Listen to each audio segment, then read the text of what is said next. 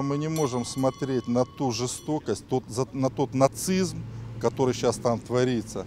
Вы понимаете, наши деды, наши отцы, некоторых, которые даже участвовали в Великой Отечественной, на сегодняшний день, я не могу представить, у меня просто эмоции сейчас переполняют, что у нас может быть нацизм. Есть правильное такое выражение: если у соседа горит дом, надо бежать, хватать ведро и тушить его.